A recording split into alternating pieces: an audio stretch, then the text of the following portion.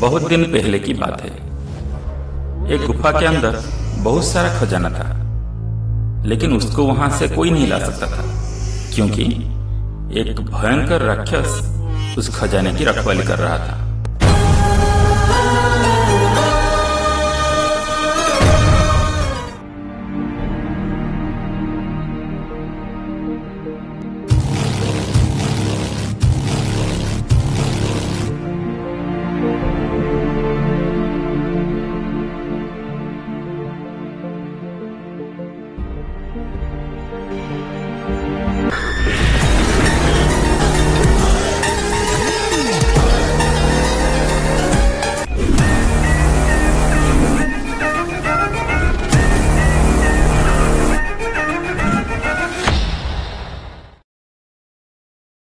घर पे रह के मैथ और कंप्यूटर पढ़ना चाहते हैं क्या?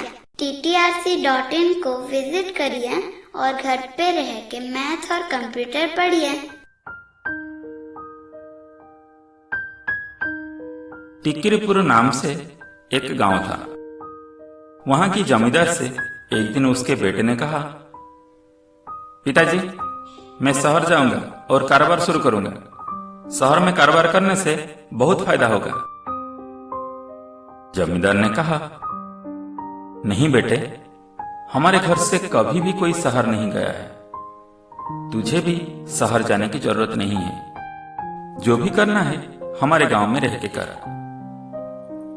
जमींदार के बेटे ने कहा, पिताजी, हम इतने अमीर हैं, आप तो कह रहे हो कि हमारे पूर्वज कभी कोई शहर नहीं गया, तो हमारे पास इतनी जायदाद आई कहां से?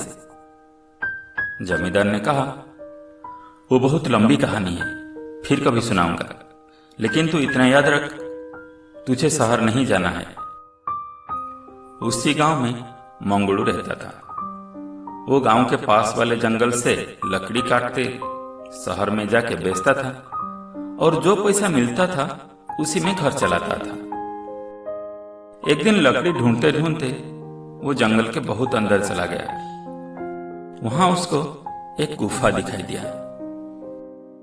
वो गुफा के अंदर जाके देखा कि वहां पर बहुत खजाना था।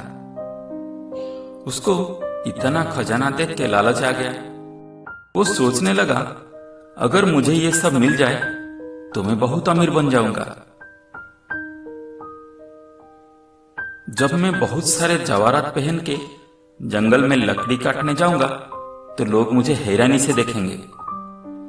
फिर सोचने लगा, इतना खजाना मिलने के बाद लकड़ी क्यों काटूंगा, मैं तो अमीर बन जाऊंगा।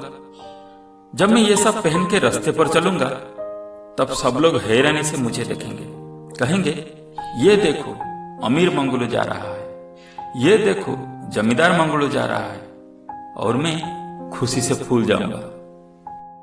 अच्छा, मेरे पास तो इतना सारा पैसा है, मैं कुछ भी कर सकता हूं। मैं चलूंगा क्यों? मैं एक हाथी खरीद लूंगा और फिर उस हाथी पे बैठ के गांव घूमूंगा। हमारे गांव के जमींदार के पास भी हाथी नहीं है। अगर मेरे पास हाथी होगा तो मैं सबसे अमीर कहलाऊंगा, लोग मुझे मानने लगेंगे। ये सब सोचते सोचते उसने वो खजाना लेने के लिए हाथ बढ़ाया। ठीक उसी टाइम पे एक भयंकर राक्षस वहां पर आ गया। उस राक्षस के पैर नहीं थे, शरीर इंसानों के जैसा था, लेकिन सर राक्षस की तरह। उस राक्षस को देख के वो कांपने लगा। उसके सारे सपने मिट्टी में मिल गए। अब उसके पास सिर्फ एक ही लक्ष्य था कि किसी तरह यहां से जान बचा के भागे। इसलिए जितना जल्दी हो सके वहां से भागना शुरू किया। भयंकर राक्षस लेकिन उसके नजदीक आ चुका था। उसने इस पे हमला किया। मंगलू जंगल में खाने के लिए कुछ चावल घर से लेकर आया था। उस चावल की पोटली बना के पीठ पे लाद रखा था। वो चावल की पोटली राक्षस के हमले से टूटकर वहां नीचे गिर गया। लेकिन मंगलू वहां रुका नहीं। उसने सोचा, जान है तो जहान है, और गुफा के बाहर की तरफ दौड़ने लगा।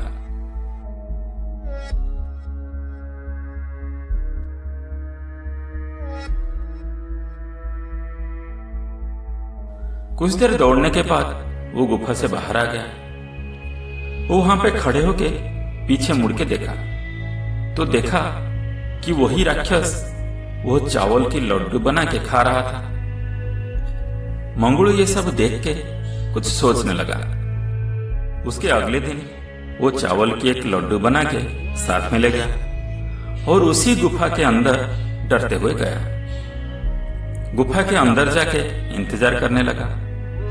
कुछ ही देर के बाद वो राक्षस उसके सामने आया। मंगलू राक्षस की तरफ वो चावल की लड्डू फेंक दिया। राक्षस वो चावल की लड्डू को खाने लगा और मंगलू को कुछ नहीं किया। मंगलू गुफा के बाहर आ गया और वहां से देखने लगा। राक्षस उस चावल की लड्डू को 5 बार में खा गया। मंगलू के दिमाग में इस बार एक नया योजना आया। उसके अगले दिन वो एक बड़ा सा चावल की लड्डू पोटली में ले गया, फिर उसी गुफा में गया। जैसे ही वो अंदर गया वहीं राक्षस उसके सामने आ गया। उसको देखते ही मंगलू चावल की लड्डू को उसकी तरफ फेंक दिया। राक्षस कल छोटी सी लड्डू को 5 बार में खाया था। आज तो ये चावल की लड्डू उसका 4 गुना बड़ा है, मतलब 20 बार में खाएगा। ये सोच के मंगलू खुश हो गया। वो खजाना इकट्ठा करने लगा, लेकिन जब वो मुड़ के पीछे देखा तो हैरान हो गया। राक्षस उसके सामने ही खड़ा था। मंगलू को ये पता नहीं चल पा रहा था कि इतनी जल्दी राक्षस चावल की लड्डू खत्म कैसे कर दिया। लेकिन अब ये सोचने का समय नहीं था। मंगलू खजाना वहां पे छोड़ के भागने लगा, लेकिन राक्षस उसके नजदीक आ चुका था। उसने मंगलू पे हमला किया। मंगलू के पीठ में घाव हो गया। उस दिन चावल की पोटली की वजह से उसका पीठ बच गया था, लेकिन आज क्योंकि चावल की पोटली पीठ पे नहीं था, इसलिए राक्षस के हमले से पीठ पे घाव हो गया। मंगलू को बहुत दर्द हो रहा था, लेकिन उस दर्द की फिक्र न करते हुए वो भागने लगा, क्योंकि उसकी पहली प्राथमिकता घर पहुंचने की थी। मंगलू भागते हुए घर पहुंच गया। गांव में जो कोई भी उसको देखता डर जाता। मंगलू को यह पता नहीं चल पाया कि लोग उसको देख के डर क्यों जाते थे। वो जाके घर पहुंचा। घर में उसके बीवी भी उसे देख के डर से भाग गई। मंगलू इसका कारण जानने के लिए खुद को आईने में देखने लगा। आईने में खुद को देख के वो खुद भी डर गया। अरे ये कौन है? ये तो मैं नहीं हूं। असल वजह यह था कि राक्षस के हमले के वजह से इसका चेहरा भी राक्षस जैसा हो गया था। उसी दिन शाम तक सारे गांव वालों को पता चल चुका था और सारे गांव वाले मंगलू के घर के सामने जमा हो चुके थे। उसी वक्त जमींदार भी वहां आके पहुंच गए और गांव वालों को बताया, इसका उपाय मुझे पता है। उस राक्षस को खून चाहिए, मंगलू का खून या तो उसके किसी अपने का खून। मंगलू घर के अंदर से सब सुन रहा था। बीबी के अलावा उसका कोई और अपना नहीं था। मंगलू ने सोचा, बीबी के मरने से अच्छा कि वो खुद मर जाए। भूल उसी ने किया है, सजा भी उसी को मिलना चाहिए।